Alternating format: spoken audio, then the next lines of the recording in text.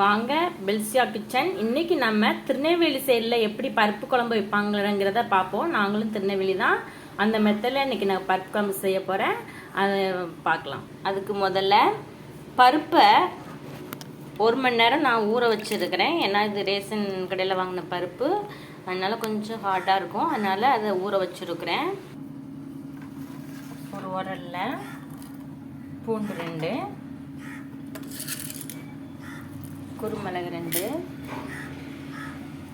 சீரகம் 2, பச்சை மிளகாய், வெங்காயம் நல்லா தட்டிக்கலாம். பாருங்க, இப்படி 1 2 தட்டிருக்கலாம். தட்டினதை உள்ளே போட்டுக்கலாம். ஏன்னா இதுக்கு பச்சை மிளகாய் தான் அது ஒரு விதமான ஒரு டேஸ்ட் கொடுக்கும். மஞ்சள் தூள், அதுக்கப்புறம் ஒரு 2 சீரகம்,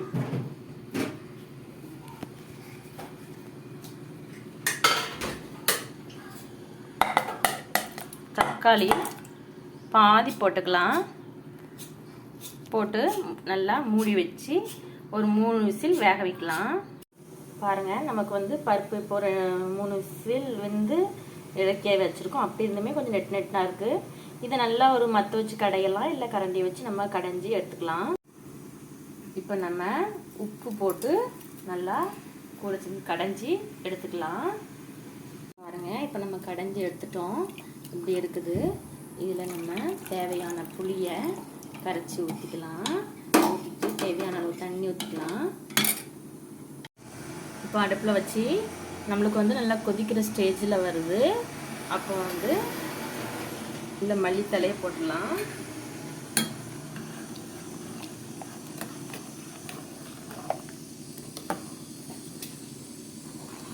மல்லித்தலையை போட்டாச்சு. இப்போ ரொம்ப கொதிக்கக்கூடாது. கொஞ்சம் முறைக்குடி வர்ற ஸ்டேஜில் நம்ம இதை இறக்கி வச்சிடலாம். இறக்கி வச்சுட்டு தாளிப்போம். இப்போ தாளிக்கிறதுக்காக நம்ம ஒரு சட்டி வச்சுருக்குறோம். இந்த பருப்பு குழம்புக்கு தேங்காய் எண்ணெய் தான் ஊற்றணும். தேங்காய் எண்ணெய் தான் ரொம்ப நல்ல ஒரு வாசமாக இருக்கும். குழம்புக்கு டேஸ்ட்டு கூட்டி கொடுக்கும்.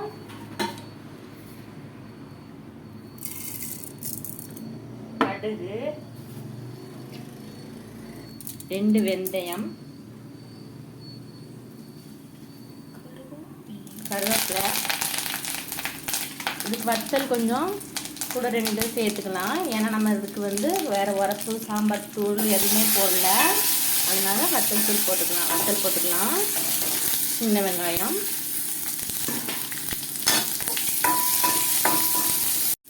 இப்போ நம்ம நல்லா வணக்கியாச்சு. வணக்கினதை ஊற்றிக்கலாம்.